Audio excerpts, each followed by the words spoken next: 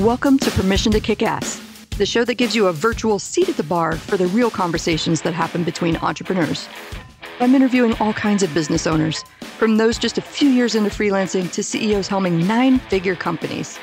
If you've ever worried that everyone else just seems to get it and you're missing something or messing things up, this show is for you. I'm your host, Angie Coley, and let's get to it. And welcome back to Permission to Kick Ass. With me today is my friend Amanda Grace. Say hi. Hi. Hello, Angie and everyone. Oh, and I love this. I'm just looking at this awesome background setup that you've got behind you. I've got like my boring little screen, but I'm seeing a neon butterfly and this beautiful little lamp. I'm really jealous of the setup. Yeah, I'm channeling some Prince vibes here with the whole purple thing going on in the background.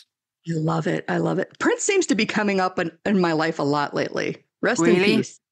Articles. I saw a story that broke down the whole reason why he changed his name to the artist formerly known as Prince and then back to Prince. It was a whole contract deal.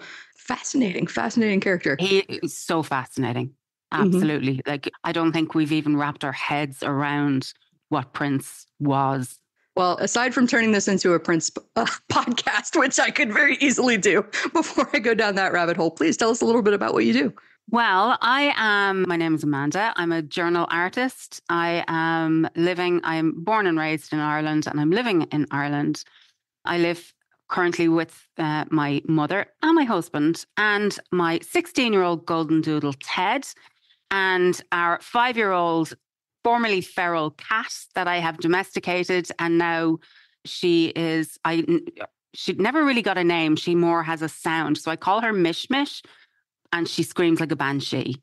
So I am a journal artist and I am a therapist. I don't practice therapy anymore, but qualified therapist with a kind of a special focus on creative modalities and spirituality. And I teach journaling to women. I help women transform their lives through journaling, and specifically with the goal of helping them learn to recognize and heal the impact of generational trauma and how it shows up in our everyday lives. Oh, I love that. That's such important work. And so tell me a little bit about what is different between journaling and being a journal artist. So when people think of journaling, they probably think pen to paper. But I also make art in my journals. So I have art. I know that we have a video here, so I actually have some here beside me. So what I do is I use words, and I also use imagery and art supplies in journals as well. So I keep several different types of journals. So this is an art journal, and this is where I get to process. Now this, obviously, I'm laughing at myself doing this on an audio. People will be like, that makes no sense. I can't see, but... Which reminds me of the time that our national radio station here, back when my father was growing up, had a ventriloquist on the radio once. And my dad always tells that story about how funny that was. Well, so, we'll just have to redirect them to the video clip so that they can actually see that, because that was cool looking. It really was. Yeah. And what I could even do is send you a few images if you have show notes or something like that. Like if you want to, or put them up on your whatever, I can send you images so you have them. But basically, so I use journaling from everything to planning and organizing my day, reflecting on my day, to downloading and deciphering dreams I'm having or signs that I'm seeing, or midwifing from the unconscious part of me, something through that wants to be known, but that language is just insufficient for me to grasp with.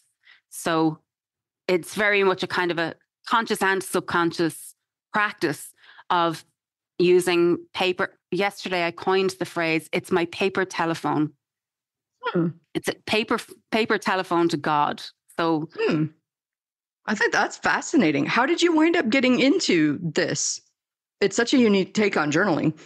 Yes. So here's how I mean, it's a big thing. It's a big industry. But of course, I discovered it, quote unquote, before I knew it was a thing. And how I started doing it, Angie, is that when I was a young teenager, I had secrets. And I had a lot of things as well going on with me that I kind of felt shame around and didn't really want to talk about, or felt that I couldn't talk about. And so I would hide my secrets in plain sight, in that I would use journals and I would kind of develop codes. So I would speak to, or I would express myself in imagery, or I would make up codes. Or I would express emotions through color. So, I might have a big red page and that represented anger and imagery in that. So I was kind of like, I was hiding my secrets in plain sight.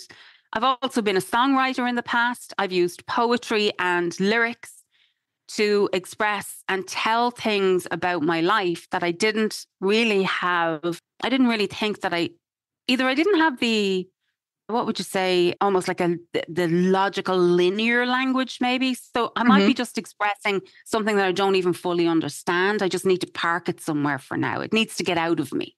Oh, I love that. Yeah. So I've done that all my life. And it's something that I naturally do.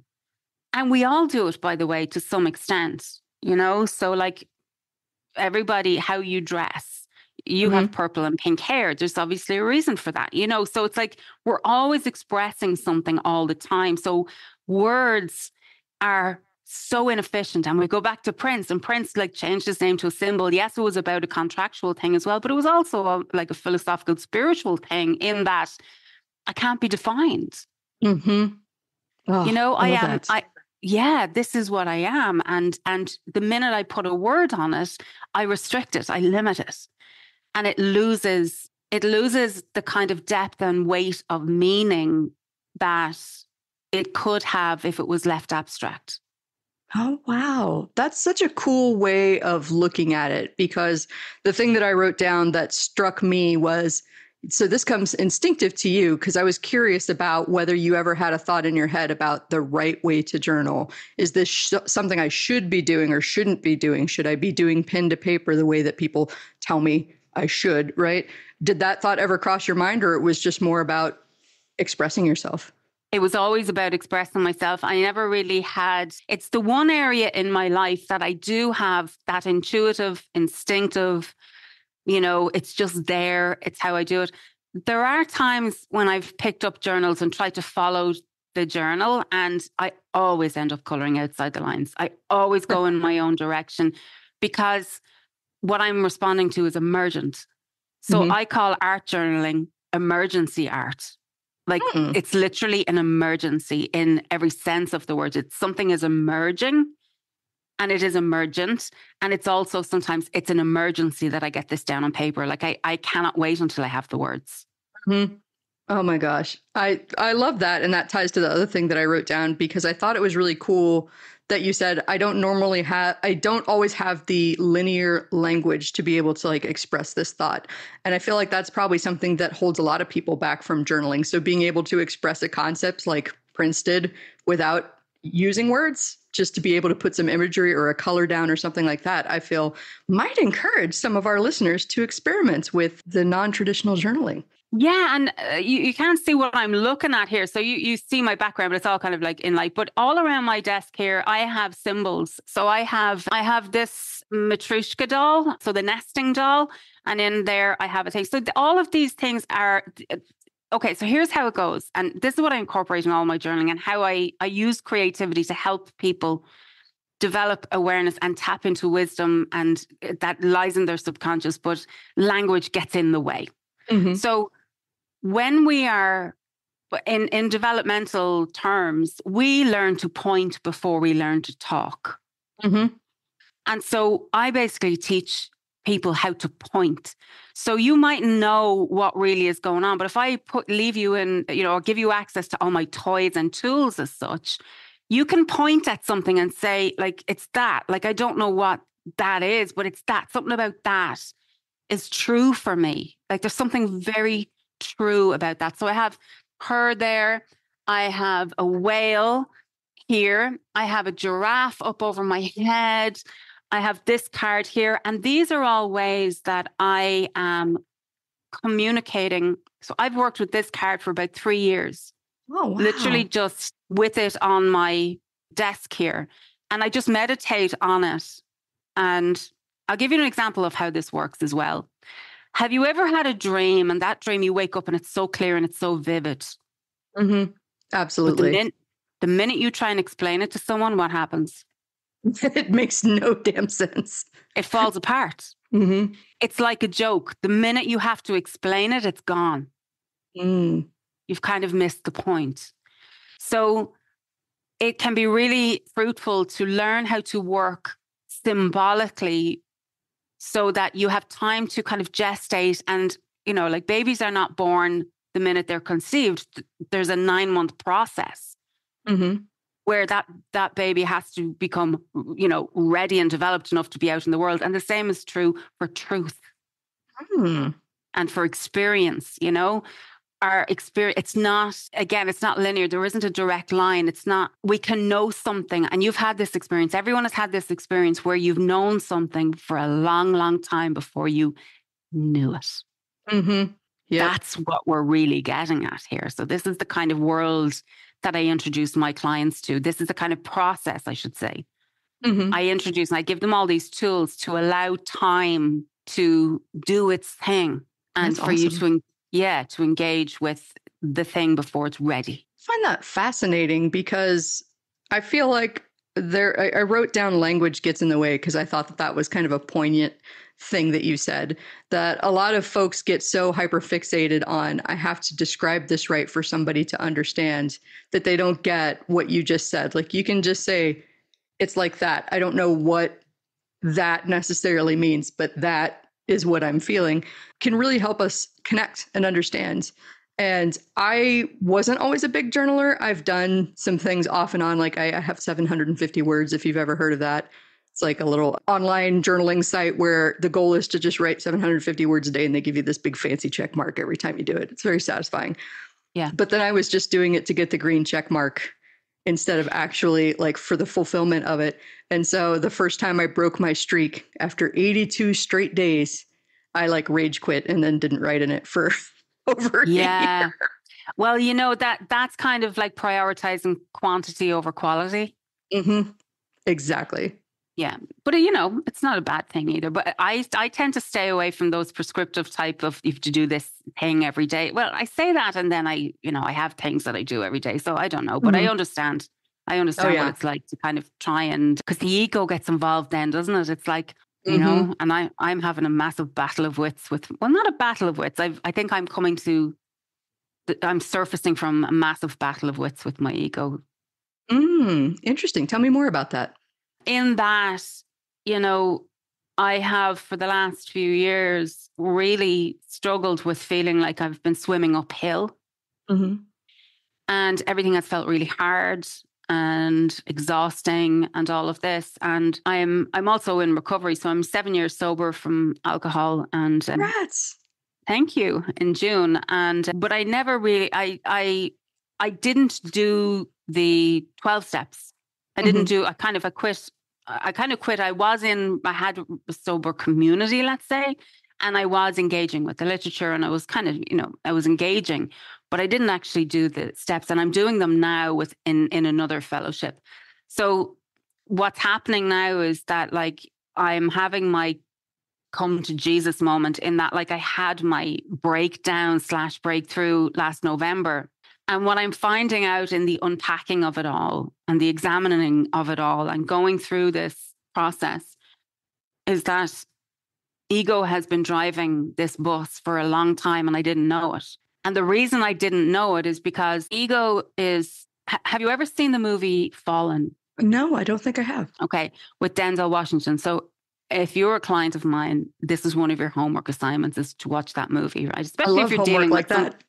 Yeah. So especially if I have a bunch of popular culture thing, I'm like, okay, you need to listen to this song, study those lyrics, watch this movie. Here's the thing, so I use a lot of, again, things outside of language to illustrate a point. So in this movie, Denzel Washington is the good guy, and he's up against what essentially is the devil. But the devil is there's no form. It's a spirit, it's an energy. And this devil basically habits other people. So by doing that, it's like possesses people and turns them evil, let's say. So he never knows the face of evil. It's like it's coming at him in a different form. Like it's human, but it's a different human every time. And I feel like the ego is like that. It's a shapeshifter. And so it comes at you in one way and you overcome it in that way. And you think that you've eradicated ego. And next thing you know, it has started to sneak up on you in other ways. So, and the other thing is that I think when we think of ego, we think of something inflated. We think of something that is like, like bolshy and aggressive and like flamboyant, Wolf of Wall Street kind of thing. Yeah. This kind of like dickhead energy. But actually, ego can just be like, no, that's not good enough. Mm-hmm. That's not enough. You're doing it wrong. You have to do it like her. She's doing it better than you. She's nailed it. So that's what was in the back of and I'm kind of shocked, especially because of the line of work that I'm in, that it has crept up on me like that. So I've kind of surrendered, I've surrendered and I've just said, okay, all right. I've basically handed the keys over and I've said, I'm drunk. I can't drive right now. And I need to get sober from this fucking thing. This entity, this force, this ravaged, impoverished, Oliver Twist-like character that lives in me. And that's driving the bus. I'm grateful that you said that, because I know I've said it before on the show, like all of this stuff is a work in progress. In fact, in the recording I made just a while ago, it's like, lest you think I am preaching from the mountaintop, having figured out all my shit. That's not the case here that we're talking about. All of this stuff is a practice. And that's why I'm grateful for you saying that, because here you are coming from the therapy background, doing constant journaling, doing constant processing and saying, and it crept up on me. And this old pattern resurfaced and the ego wants to be involved. Is this connected to what we were talking about last November when you were talking about getting off social media? 100%. Yeah. Oh, awesome. Yeah. So the other thing, and I only wrote this in my journal the other day, social media is like crack for my ego. Yeah, so it really is. Yeah, so it's grounded right now. I have put down, it's like, you're not allowed on there because I cannot trust I went on there the other day for something. I reactivated my account because I had to get something off my own feed. And I was on there for like, I wouldn't even say a minute when I started to feel activated. Can you tell me more about that? Well, it just felt really unsafe and uncertain. And once again, I felt like, and because I have that bit more awareness now, I've felt extremely vulnerable online in that my ego is, because ego's whole thing is fragility. It's just so fucking fragile that it cannot cope with being out there like that. Right now, you know what I mean? So, or until I get it out of my car, because it's still in the back seat now. It mightn't be driving, but it's still over there in the back seat, and maybe it'll always be in the back seat, or maybe I'll do a, Goodfellas on it and get into the trunk at some point. But yeah, I just felt extremely activated online because I was instantly confronted with the feed. And I was instantly confronted with, people who are still, or I guess, colleagues and peers and people who are still working the system, working the room as such. And I am too in a kind of, I'm in a chrysalis right now. And it's like everything is under scrutiny, not under scrutiny, but there's an inquiry. I'm like, it's like, let me use another movie reference. The Sixth Sense is another movie that I ask everyone to watch. So I'm the dead people. And I've been acting like when you're operating under ego, you don't know you're dead yet. So I've just had the moment where the ring has dropped and I realize, oh my God, I'm the dead people too. And that dissonance that happens before you accept and kind of create a new reality and come to terms with that new reality and come back into alignment with something real. So I had fallen out of authenticity because I was trying to, I was just kind of like, and this is what social media does to us, by the way. It pulls those levers. And if you've ever watched The Social Dilemma, it's terrifying. Yes. And then there's all the scarcity in the background and you're running a business and blah, blah, blah, blah. So, if I get off social media, that is going to kill my business. I've heard that from so many people. And I think we talked about that a little bit too, especially since what you do is so visual and like perfectly suited to social media. What did happen once you decided to take a break, or are you off permanently? I haven't decided if I'm going to go back yet. But what I did do was I got a job. I got a day job. So Congrats. I because that was going to happen because I just wasn't going to, like, even marketing is out for me right now. Mm-hmm. I'm just not doing it because I'm in a space of dissonance, because I'm in a learning phase. I'm tearing something down and the new structure isn't in place yet. Mm-hmm. So, I'm not going to build anything on a foundation that hasn't been put in properly yet. So hence I got a job to cover the expenses that would need to be covered so that I don't need Mm-hmm. to draw in clients at the moment. I have my clients. I have clients that I have ongoing work with. I have I'm still working. I'm just not marketing it and I'm not creating anything new right now. Mm-hmm. I'm just on That's a timeout. awesome. Yeah. Thank you for sharing that, because I feel like that's another way that we can kind of, I don't know if self-sabotage is the right word, but we can get unconsciously stuck, right? Because ego, again, the pride won't let us go, okay, I there's something about this I don't love. And to be able to really figure out what piece of this is not working for me, or if all of it is just not working for me, I need to be able to separate myself from it. So there's a lot, I've heard this repeated in a lot of circles, like, am I a failure if I go get a job and I give up on this? And I usually have to tell them it's not giving up to get a job. It's buying yourself some breathing room to actually be able to think things through without devolving into a constant state of panic because, oh my God, how am I going to eat? Oh my God, I'm going to lose my house. Like, you can't actually create, you can't think, you can't, can't plan or strategize if you are constantly in a state of panic, worrying about how you're going to take care of yourself. So I love that you shared that story about, okay, well, this is not working for me and I don't want to market. I don't want to do all of these things that I have been doing. Let me go get my needs taken care of in this way and continue working with the people I like working with and then see what comes up. Yeah. Wonderful. And what gets sacrificed if you ignore it, which you will, by the way, because I've been ignoring it for, like, I've just been pushing on through until eventually you just can't anymore. So I like that. By the way, with that question, is me getting a job, like, does that mean I have failed? When someone asks a question like that, you actually just remove the question and turn it into a statement, because that's ego saying, me getting a job means I have failed. Yep. I've heard so many people say that. I've said that too. So have I, which is why I was in resistance to it for so long, because I was in resistance. Imagine, I was resisting solving a problem because of a thought I had that solution was actually a problem. I love how brains work.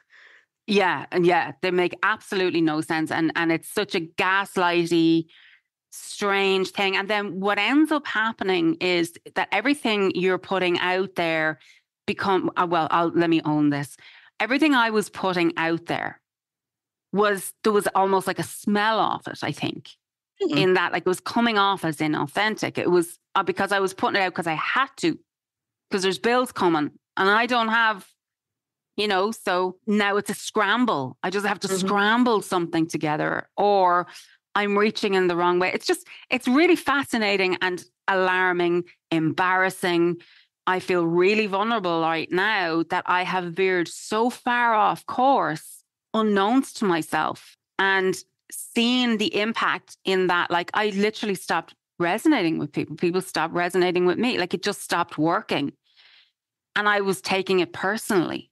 And I just was not open to the truth that I have veered off course. And the pandemic had a lot to do with it, of course, because we all had to pivot and, like, it was survival mode there and everything changed so much. So it's a really vulnerable thing to actually throw your hands up and be like, do you know what? I'm drunk. Sorry. I'm just drunk. I need to tap out. Yeah. I love that you brought up also, this kind of circles back toward the beginning, but you brought up the idea of surrender, and you saying that I'm drunk again is what reminded me of that. A good friend of mine named Marcella Allison gave a talk on that was very, very impactful to me, because I like to call it a recovering type A, recovering control freak, thinking that if only I just make the perfect plan and I've got all my little duckies in a row.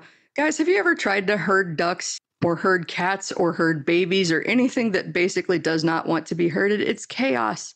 You can't Yeah. control anything but yourself. Even that you can't control.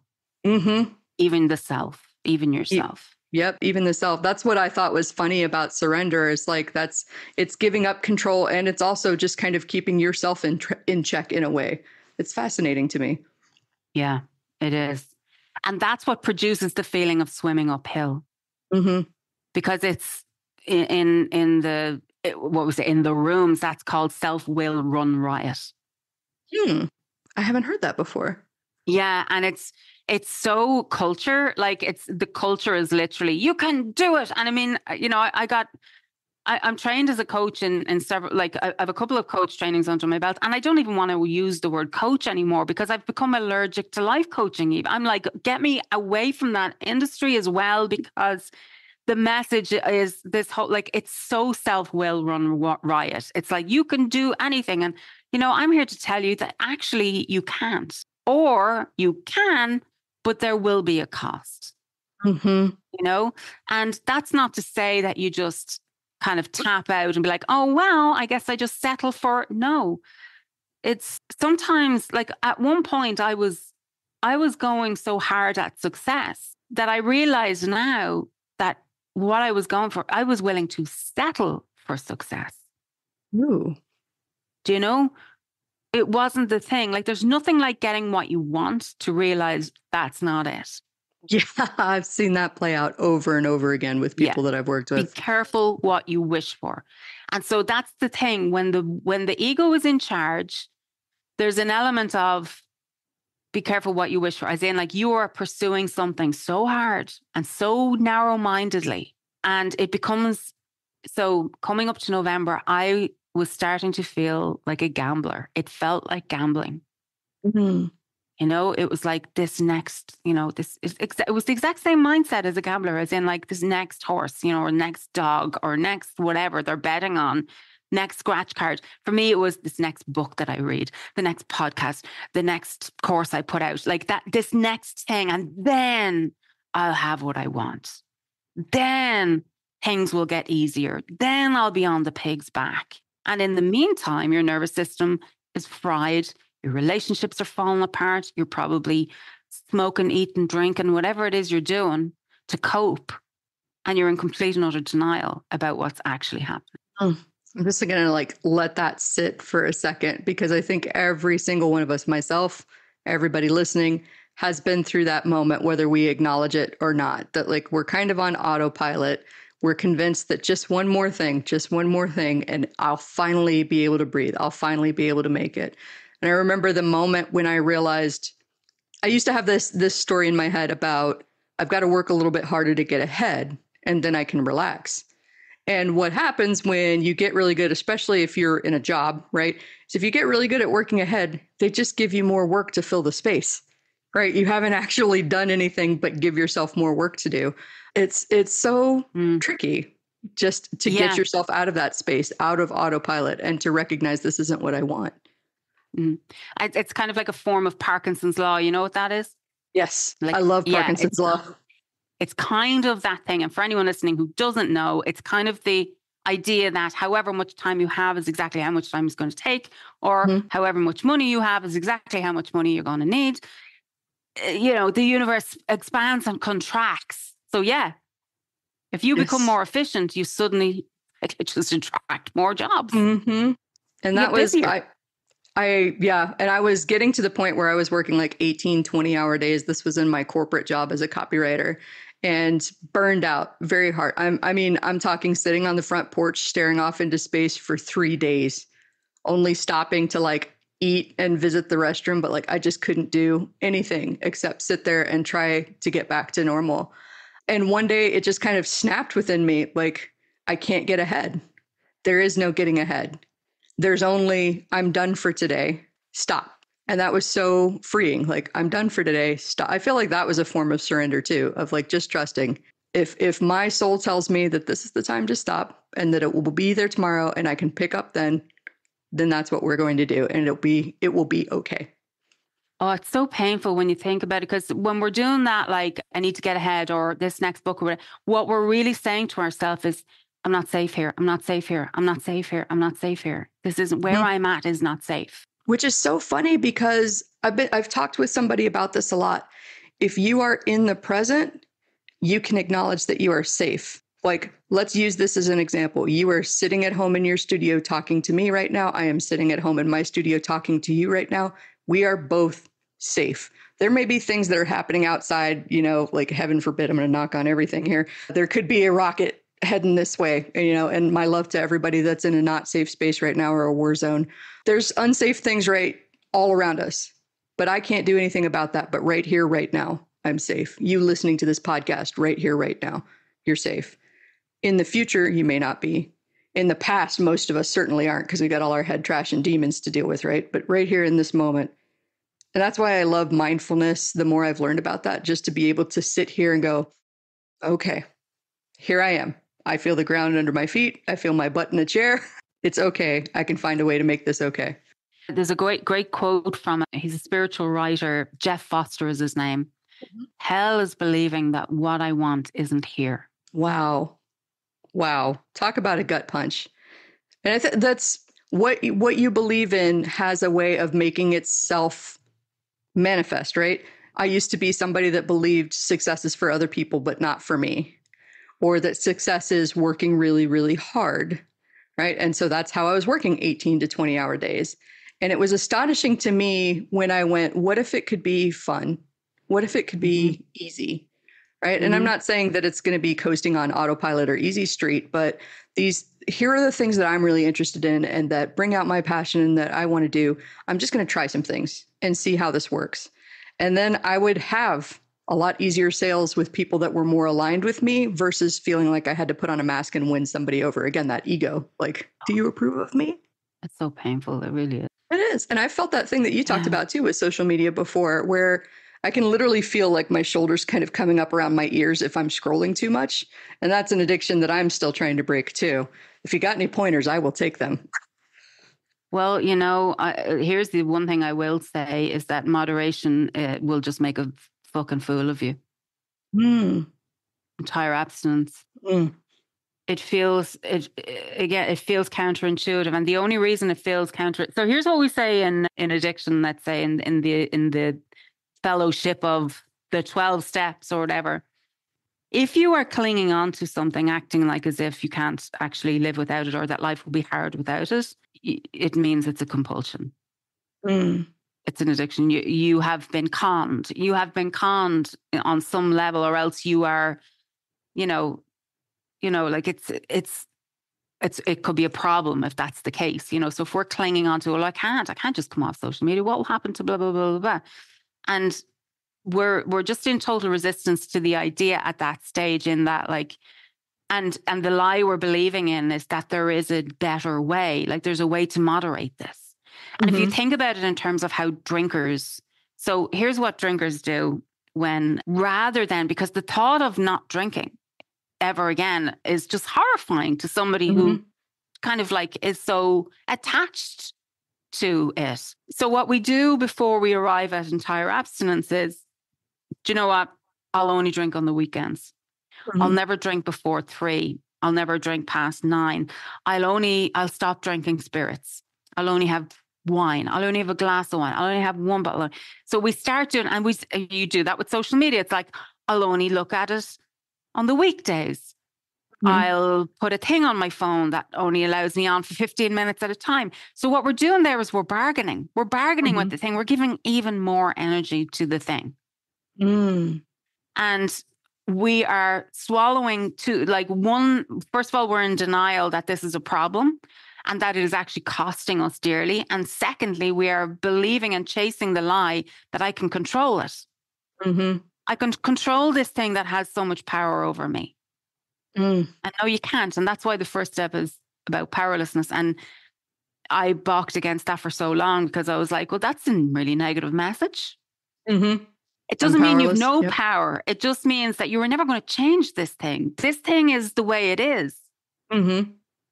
And like you can, you could be the best dog trainer in the world, but you will never turn your dog into a cat or teach it to meow. You just won't do it. They're two different animals. Mm. So it's the same thing. It's like you're never going to change the nature of this thing. That's what it means. Yeah. So now you're probably sorry you asked. You're like, any tips? No. I'm like, yeah, entire abstinence and get rid of it. Not at all. And I mean, that's part of the reason that I love having these conversations, because it opens me up to a whole bunch of different perspectives, opinions, thoughts, ideas, ways of processing. And I see myself kind of like a chameleon in that regard, that if I see something somebody else is doing that I think is really awesome and could work for me, I will borrow and adapt things like that. And it's been a struggle to get out of the mindless scroll thing. I think I really picked that up as a bad habit in the wake of the pandemic and this bad breakup that I had. That was my dissociation, was to just doom scroll as we talk about it. And in a way, it worked, right? Because I would be, oh, look, cute kittens. Oh my gosh, this funny video. Let me share it with somebody else and make them smile, right? Dopamine, yeah. Dopamine. But then after a while, I would just notice this constant chronic anxiety.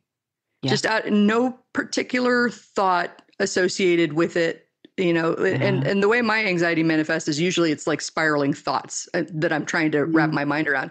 But when I'm on social media a whole lot, especially if it's like more than normal, whatever that means, I can tell, because it starts to feel like this just energy that I don't like and I don't want to be around. And it's so interesting to see that reflected back at you, that like, yeah, you gotta stop if it's not working for you, if it's causing that anxiety.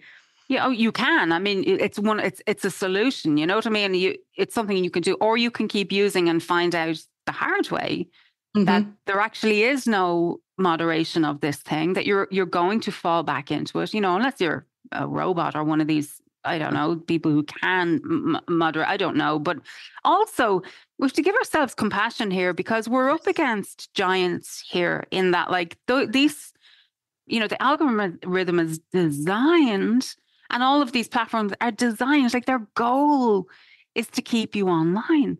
And they're very good at it. Yeah, and we're not idiots. Like, we're not idiots because we can't put the phone down. We're like targets is what we are. And it can be really hard. It can be really hard to divest, which is a great term that I learned that from I can't remember who it was. It's an activist in the social justice area. I can't remember who it was. But anyway, this idea of divesting, because I went through a whole period of divesting from diet culture. At one point, I believed that if I stopped dieting, that I would just turn into a fucking blip and float off into space. I literally was terrified. The thought, and even before, like the thought of it was even offensive. I was like, oh, fuck off. I was so outrageous a concept to me to not be dieting or weighing myself. Yep. So those things, like look at different areas in our lives where this has proven to be true, where it's like I was so enmeshed in this that the suggestion to divest from it, to unplug, to withdraw from it, felt terrifying to me, because it was like, what will happen to me? I will just vanish. I will just disappear into oblivion. I will eat myself to death. Yep. I'll be all by myself, off on my own. Man. And it's fascinating. I wrote down when you were talking about that, the idea of instant gratification, and that tied in to, how we're targeted on social media, both by ads, but also by keeping us online. It's that dopamine hit that you mentioned. It's those feel-good chemicals that we want very quickly, because maybe I had a hard day, so I'm going to look at some kitten videos. But then that ties back for me to something that you said way back at the beginning of the call with the developing truth. These things take time to build, to coalesce into something solid, to be born into something that makes sense for you. So in a way, as I'm hearing it and understanding it off the top of my head, it feels like getting rid of that instant gratification allows for things to develop and be born. Would you say that's accurate? Yeah, here's how I would put it. There is a process. transformation, change, like there is a process. And what we don't have that you can have and that I teach is a way to facilitate that process, to be in that process, to engage with the process, to allow the process. This is not about hacking the process, which is kind of like why I've kind of pulled out of the whole coaching area as well. Because I'm like, no, we're not going to hack the fucking clock. Yeah. No, we're not going to hack success. Like, we're not going to hack it. You're going to sit in the shitty goo of the process of getting from this is great to this is not feeling so great. Actually, this is now I'm damned if I do and damned if I don't. All the way through to, wow, I can't believe that I was so into that. Yep. You know, so it is a process, and that process must happen. And all we need, not all we need, but what we need is tools. We need a skill set to be able to endure that process, to trust that process, to facilitate the process, to share it, to, you know, to like all the things, to be in that process, give yourself to the process. Yes. And it absolutely sucks when that, because we usually wake to the process at some kind of a rock bottom moment. So the entry into the process is really difficult. It's like nobody would choose this. Yep. You know, and that's why. So when I say to my clients, you know, when they kind of like go in and they take the process on, and then they're like, oh Jesus Christ, I'd say, now this is why people stay drunk. Yeah, because it's messy. It's so much easier than facing yourself head on, and there's so many fears tied into that. Doing something differently too. What if it's worse? I know what it's like now, and I know that I can handle it. And if I go make this big change and it's worse over there, what was the whole point? The whole point was that you tried something. The whole point is that you figured out you can do something different, even if it doesn't wind up being what you liked, or it doesn't wind up being something that worked out the way that you thought. And the aftermath can be exactly like you said. This is way better than I thought it would be. How on earth did I think that was the way, the survival? Like, I'm having a hard time articulating myself because I'm very, very much into this, but like, it's fantastic. Yes. And this is where, you know, we could probably, you know, like we could have this conversation through expressive dance. And I'm joking. You know what it is as well, though. It's and this is going to sound like a leap, but bear with me. It's actually a fear of death, and it's an ego death. You know, because ego is fear driven, and it's latched onto this thing for survival. It's like this thing. Okay, this is, by the way, also why cults happen. You know, the way you read about a cult and you're like, well, how the fuck did that happen? Like, are they stupid? No, they're not. It's just they were vulnerable. Yep. Looking for something to believe in. Predator came along, made them one simple promise. You know, I got something that will make your life better. You know, I can help you feel safe.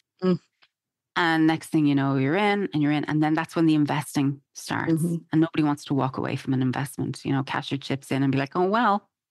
Oh, yeah. That sunk cost fallacy is so hard to divest from. Well, I've spent this much money on it already. Might as well. Or time.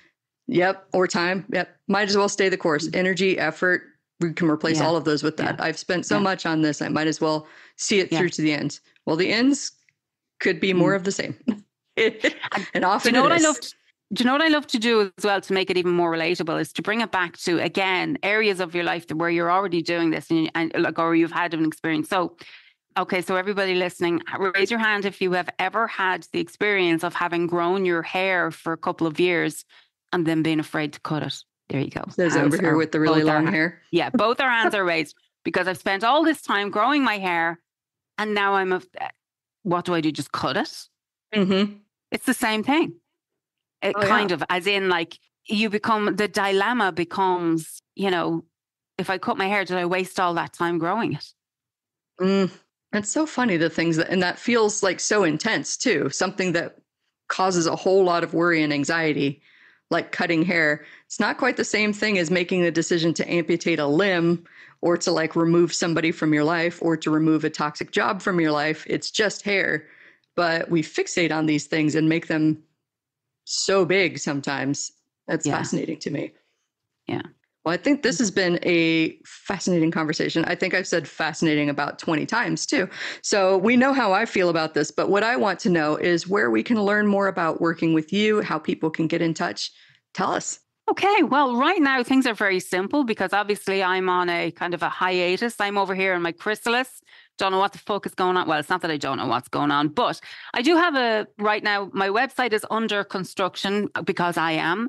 But I do have a landing page at www.amandagrace.ie. I can't believe I said the 3 W's. Who does that in 2024? But anyway, yes, amandagrace.ie. You can sign up to my mailing list. Now, right now, what I'm doing is I'm shooting out a newsletter once a month. And in that newsletter is a little bit about what's going on here. And then it's like, here's what I'm enjoying. I'm sharing the books I'm reading. I'm sharing the movies I'm watching, things like that.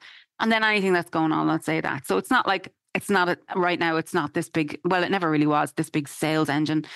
With a view to what I'm hoping to do in the future, which is why I would encourage you to get on the list, is because I do want to offer, let's say, either a monthly or a bi-weekly get together, and it'll be a free offering where I will teach let's say a fundamental journaling, and this will be pen to paper journaling process that will help you start getting into this kind of into the water of opening this conversation with yourself, like developing this way of communicating with yourself.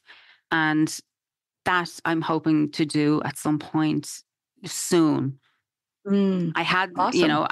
There's also a YouTube channel in the background that I may or may not do. I don't know. Things are, like I said, under construction right now. But I do encourage you to get on the newsletter, sure, and watch me have my little breakdown. It's great crack. Well, but I want to celebrate you for being, because I think that's brave to say, like, here I am doing things, trying to find my path forward. This doesn't look like anything else anybody else is doing. This doesn't, I don't know how this is going to turn out. I don't have answers for you. And I've nothing to sell you either right now. Yeah. I literally have nothing to sell you. Just to allow that and just to be without the shoulds and the gottas of the world, right? That keep us mindlessly moving forward towards things that we don't even want. So may this inspire somebody listening. You don't have to do anything. You don't gotta do anything. You shouldn't stop. You should stop shitting on yourself is what you should do. But I hope that this is inspiring. I do hope so. And above anything, the one thing I've always hoped is that, you get to see somebody figuring it out in real time and not pretending like as if I know. Mm-hmm. Not pretending like as if this is an exact science. There's a lot of transparency here. And that's really important to me, for you to see somebody who is just like trying to figure shit out. And there is no manual. There is no manual. That is the perfect way to wrap this up. Thank you so much for being such an awesome guest. I really, really appreciate you sharing all this with us. Thank you, Angie. Thank you so much. That's all for now. If you want to keep that kick-ass energy high, please take a minute to share this episode with someone that might need a high-octane dose of "you can do it." Don't forget to rate, review, and subscribe to the Permission to Kick-Ass podcast on Apple Podcasts, Spotify, and wherever you stream your podcasts. I'm your host, Angie Coley, and I'm here rooting for you. Thanks for listening, and let's go kick some ass.